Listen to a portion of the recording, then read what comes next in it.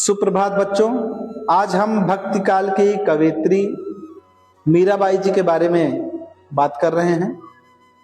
मीराबाई जी भक्ति काल की सगुण शाखा की कवयित्री थी। आपको पहले भी हमने बताया था कि दो शाखा, निर्गुण शाखा और सगुण शाखा। तो निर्गुण में दो शाखाएं थी, ज्ञान मार्गी शाखा और प्रेम मार्गी शाखा।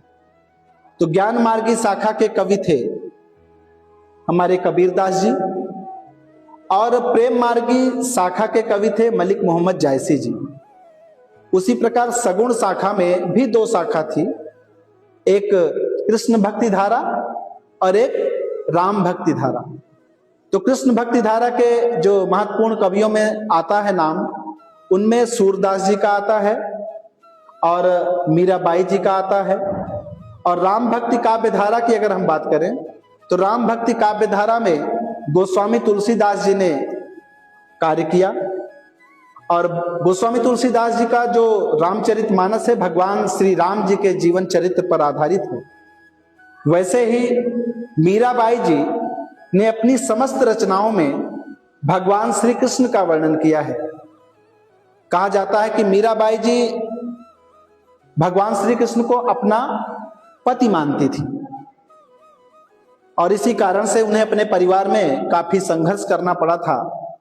राजस्थान का गौरवशाली इतिहास हम लोग जानते हैं। मारवाड़ रियासत की ये राजकुमारी थी और इनका विवाह भी राजघराने में हुआ था। इनको बहुत प्रताड़ित किया गया इसके लिए कि कृष्ण की भक्ति ना करें, कृष्ण की उपासना ना करें और ये कविताएं लिखना छोड़ दें और राजमहल में अपनी जिम्मेदारियों को निभाएं। लेकिन मीराबाई जी ने कहा कि नहीं, हमने कृष्ण को ही अपना पति मान लिया है। इनकी रचना में भी इसका जिक्र आता है कि जाके सिर मोर मुकुट मेरो पति सोई। इन्होंने रचना में भी स्पष्ट किया है कि जिसके सिर पर मोर मुकुट है या जो मोर का पंख धारण करते हैं वही हमारे पति हैं, अर्थात भगवान श्री कृष्ण।